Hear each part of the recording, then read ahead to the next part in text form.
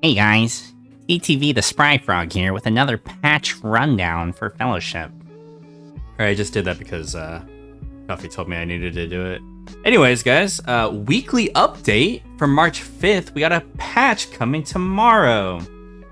Excitement. This week's maintenance focuses on UI fixes, curse reliability improvements, and targeted hero and weapon adjustments. UI fixed an issue where Xavian's HUD would not properly display if he had more than 2 stacks of Omega Reprieval. Omega Reprieval now consistently display its buff icon, and the visual indicator will no longer disappear or break when exceeding 2 stacks. Nice little quality of life there. Curses. Anomalous orbs have been updated to no longer be able to spawn in unreachable locations. That's very nice. Sometimes they would be in walls or floors or something that was a little hard to get to, especially when you're moving. They would spawn in some very weird places.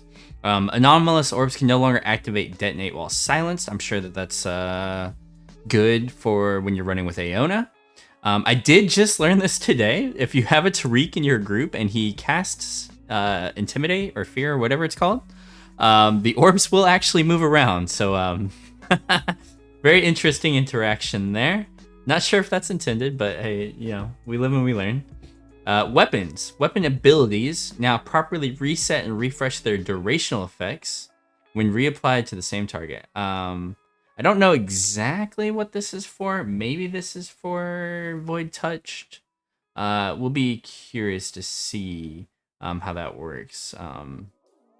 Because it says reset and refresh. So I'm not exactly sure what this is targeting because they didn't give an example here, but we'll see, I guess. Weapon traits. So it looks like they're going back on Sapphire Orestone. Sapphire Orestone's shown up like 2 weeks in a row now. Sapphire Orestone has been reworked and no longer uses square root scaling to reduce its damage depending on the amount of targets hit. It now instead evenly splits the damage on the number of targets hit. Sapphire Orestone was overperforming in situations with large numbers of enemies.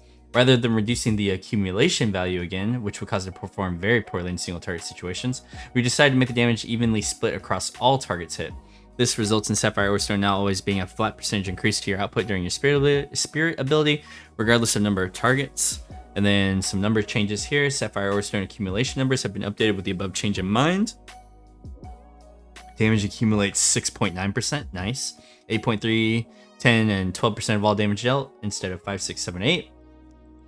The healing is 9.3, 11.1, 13.3, 16% of all healing done instead of 10, 12, 14, 16. So capping out at the same. So at the last value, we're getting 4% more damage accumulation and healing staying the same. What does this mean? I read through some of the class channels earlier today, and it looks like it's gonna be. Some people believe it's going to be a nerf on bosses that have extra enemies on them because that damage that you could be pumping into the boss will be split. It remains to be seen. I can tell you that currently, like in the high 30s that we've been doing, you mostly the boss strategy is just hit the boss and CC or control enemies. So we'll see what this means. If Sapphire Orestone is like back on the menu for Alarian, because as you guys know, I'll play Alarian. So I'll be interested to see. I will be playing with this tomorrow once the patch goes live. And we'll get a feel for it. Ruby Storm. Ruby Storm has been changed to deal its damage based on your maximum health. It was based on your current health. I don't know how big of a change this is in the current meta. Most of the time, your tank shows at max health on the bar, so maybe this is a buff, maybe it's not a buff, maybe we'll need to see.